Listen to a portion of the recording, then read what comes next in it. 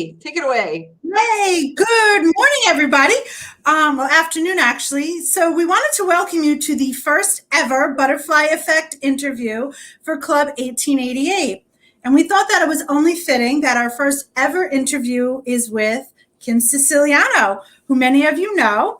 She is the Chief Executive Officer at the YWCA of NorthEastern New York. So, Kim, are we ready for this? We're ready. I'm ready when you are, Kim. Ready. Thank you Okay. so much for hosting and being the interviewer. Oh, yeah. Well, I have dreams of being Katie Couric. So take it away, Katie. Yeah. So the first question. So tell us a little bit about yourself. What do you want your fans to know? Okay, out there, YW fans. What I would really like people to know is that I'm dedicated to the YW. I've been here for 16 years in program work and 4 years as the CEO. And really, the mission is what brought me in. The building, it's just beauty of the neighborhood. And that I really love the work that we do based on the mission of empowering women and eliminating racism. And you know that I also have a life outside of the YW. I have 3 boys, ages 19, 16, and 11. I have 2 dogs, Maybelline and Lulu. I have a cat. We have a fish that we just won't kick the bucket. And we've had it for years. And, you know, we live in Glenville, and I just found my spot when I took on the YW 20 years ago, and love every minute of it. You know, there's struggles, there's challenges. The pandemic presents its own problems, but I wouldn't exchange anything for it, or my family, or my wonderful husband who puts up with a lot. Thank you, Peter. Okay, so I got to shout out to him. Okay, go ahead, Kim. Next one. And one thing I want to say about your family is they are fabulous. I mean, Peter is just amazing, but I like how you bring the kids in to do various different charity and community events, like the food thing down at the college. I worked with you, and you're one of the kids, and it was great. So the next question we wanted to ask you is, who inspired you when you were young? So my mom, so I'm not going to go very deep into this, but my mom is literally 4'9", 4 feet, 9 inches tall. But she is a powerhouse, and we never messed with her. And she worked back. No, I was born in 71. So a lot of women were stay-at-home moms at that time. But there were also a lot of women going out into corporate America. My mother worked for McDonald's Corporation as a bookkeeper for 30 years. And she was their head bookkeeper. And she worked, and we went to Latchkey at the YMCA, and then she came home and played mom as well. So that was, you know, to see that kind of inspired me for the work that I currently do, is that I'm out there doing that work as well. And my kids are, you know, doing well, and my husband's doing well, and you just kind of all manage and balance that. And this is not to say anything negative to stay-at-home moms, just that my mom inspired me, just as stay-at-home moms inspire me, because I know that I would struggle with that I need to be doing what I'm doing. So, you know, shout out to all the women out there, no matter what you're doing. But my mom was fabulous. And, you know, she still is taking care of my grandmother, who's 94. And my mom works every day, all day, even though she's retired, supporting that. So. That's awesome. Yeah. Us Hudson Valley girls. Woo woo. That's right. That's right. That's right. So how did you come by what you're doing now? How did you fall into the YW, and what's keeping you there? Sure. So 20 years ago, I was working at Greenbush Child Caring, which was a before and after school program in East Greenbush, as the program director there, and had worked at the summer camp as the camp director and overseeing all of that. Have also overseen Camp Scully as the program director, which is a camp through the Archdiocese with Catholic Charities. And I had been there 7 years, and had just gotten married, and realized that I was looking for something more, and applied here for the early learning director position. And at that time, there were 4 centers. And so I got that job, came here for the interview, interviewed with Renee Adamani and John Miller and Joanne Rafalik. And I was offered the job, and little did I know that I was also pregnant at the time. So got the job, and within 9 months went out to have my first son.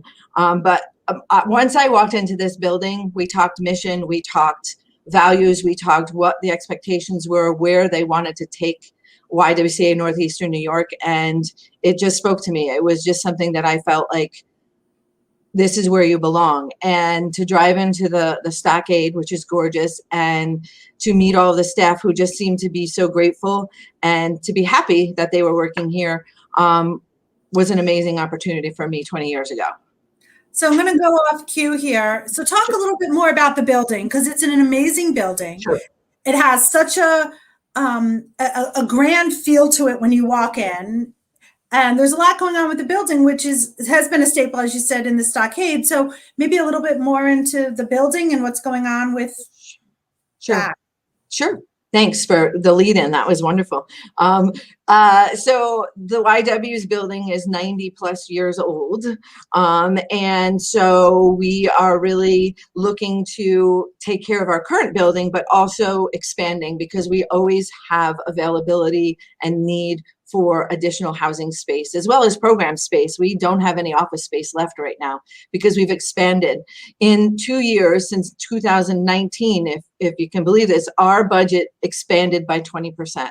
So it went from a $4 million budget to a $5 million budget in 2 years through a pandemic. And it's amazing work that the staff team has done. I'm so proud of them all. I'm proud to be part of what we're doing here. But our building is historical. So that requires a lot more upkeep and support and maintenance than, say, a brand new building does. So that's one of the struggles we have, and that we're running out of space. So we're working with a developer named Zenolith down in the city, who we've been working with for 2 years now, to create and build a new building in the back. And so that's going to support our need for additional housing, additional office space, and it's going to make our campus feel more like a neighborhood in itself, which will allow people who live here to find, a family, a community, that sisterhood that we want people to feel when they walk in. And so we're really excited about that. And we're just waiting on to see if all of our grant submissions have been approved. And then we hope to break ground this summer. So we're really talking within the next 2 or 3 months to have all of that in alignment, and moving forward with that process.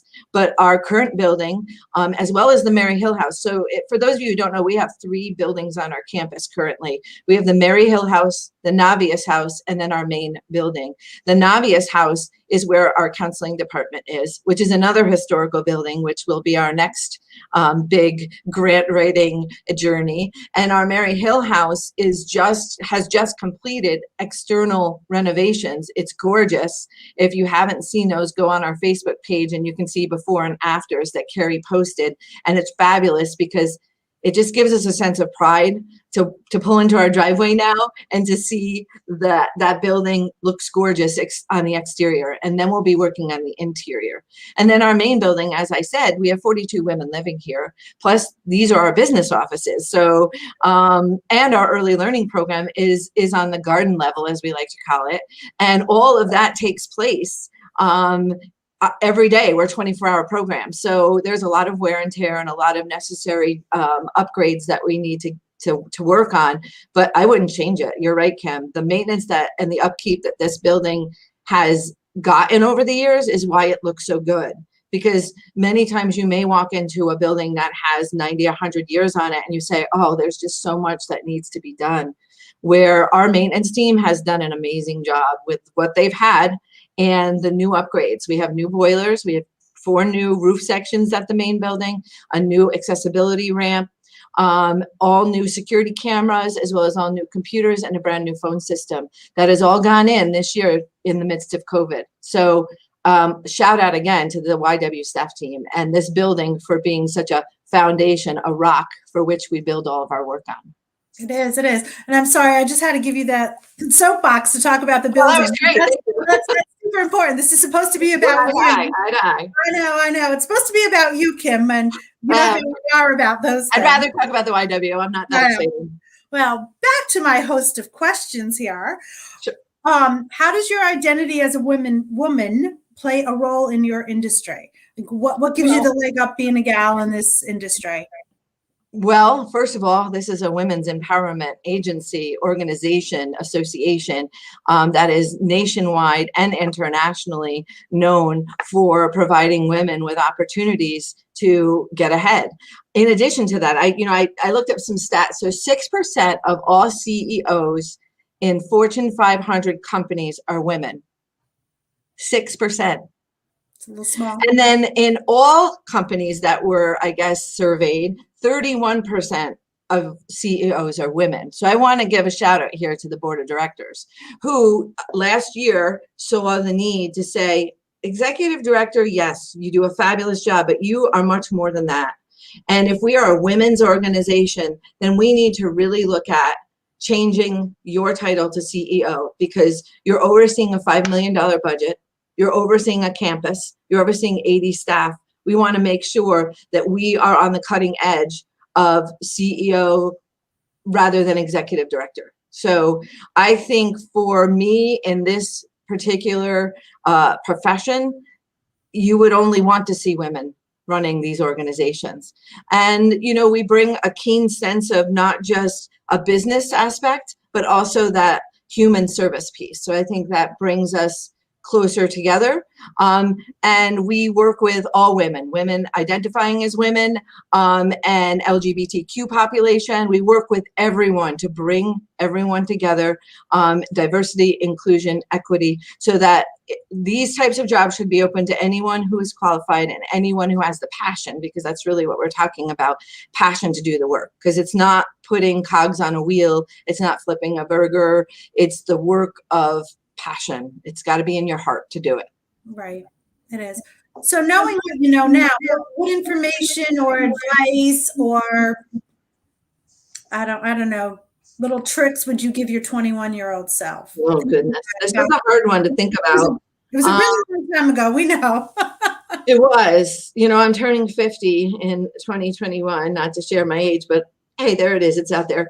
But for me, it took a while, but find your soul sisters. Find the women who give you passion and protection and love and guidance and humor, because you can't do that. Like, you can feel like you fit in, but it's so important to find that connection with people.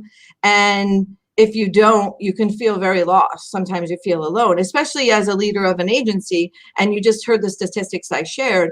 The women you find in your life who are leaders, whether it's at home, at work, personally, with their spiritual life, whatever that leadership is, you need to find those people, because they can really become a support network and guide you and be somebody you can lean against and cry on their shoulder, as well as say, that's a great idea, or that's a horrible idea, or, that's a terrible idea. What time are we going? Right. That's what are the women you need to find. And also patience. In all of my evaluations here at the YW, when I was getting a yearly evaluation of patience that I would write down for my own self-evaluation, as well as that I was also kind of, is written down in that comment section, like, Kim, you got to be more patient. It serves you both ways, right? Because if you're impatient, then you're an action-oriented person to get the job done, rather than let's talk about it. We don't get it done. I'm just so proud of the fact of the dreams that are now reality happening at the YW, because maybe there was a lack of impatience there on my part. I think I've gotten better. So back when I was 21, there wasn't so much of that. There was more just this bull in a china shop, but I think I've kind of worked on that. Well, I tell people, yeah, I'm the same way. You got to have patience. My grandmother used to say, patience, jackass, patience. I like your grandmother. But I get it. When you tell people, oh, I've mellowed over the years, and they just laugh at you. They're like, no way. Yeah, it's like, no way. I feel like mellowed. At least I meditate and do yoga now. At least I channel that energy. You got something. So I think you kind of covered this a little bit, but what do you want other women to know? Here's the one thing that I just talked about, meditation and yoga, that self-care is not selfish, right?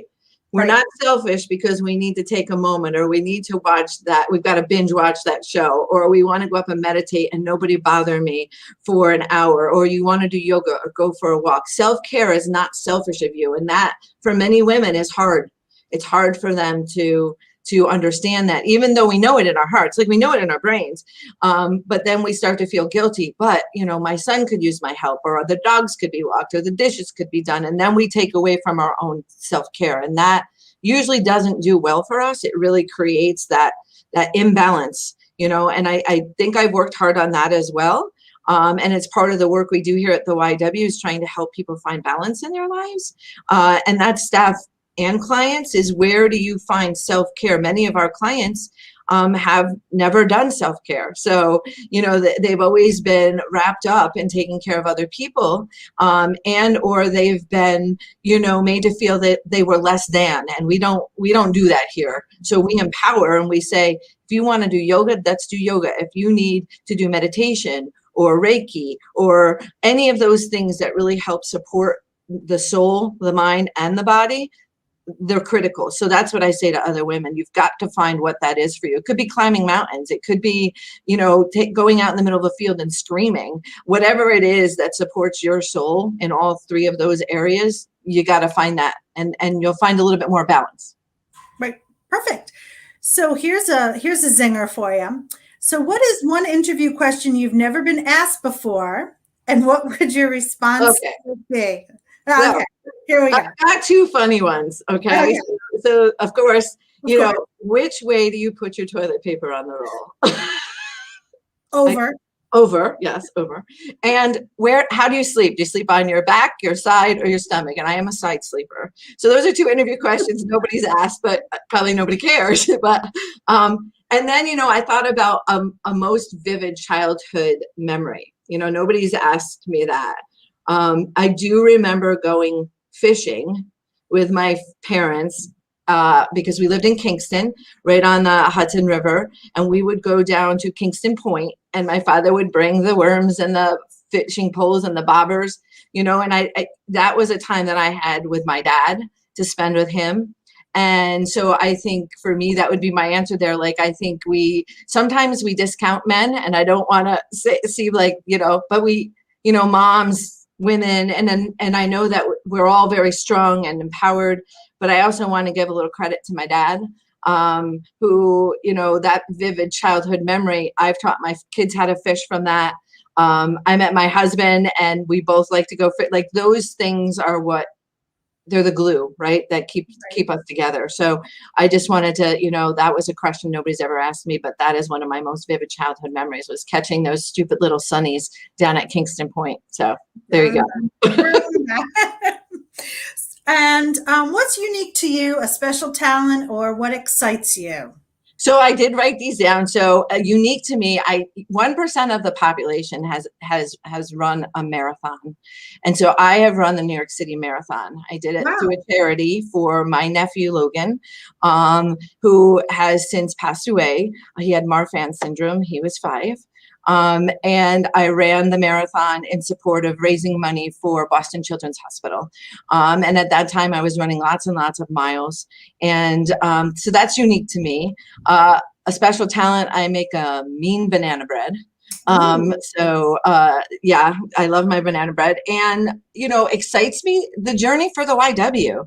I mean, we are truly in the midst of a transformation, hence the butterfly effect. And it's been amazing to be a part of that. That's not something that every leader can say that they were part of, that they were part of a transformation of an agency that has been around for 130 plus years. And how much further can we transform, really, right? So that's the big question. And yet here we are, taking it to the next level. It's like Emerald, bam, where are we going with this? And each time we turn a corner, there's a new idea coming from any different staff person. The admin team here, Lauren, Terry, Jolene, Nancy, Shirley, Kendra, are amazing. And Kathy, amazing. They're the admin team. They're the leaders. I just got off a call with them. And every time there's an idea coming up, it's just this synergy that is really exciting. So that excites me a lot.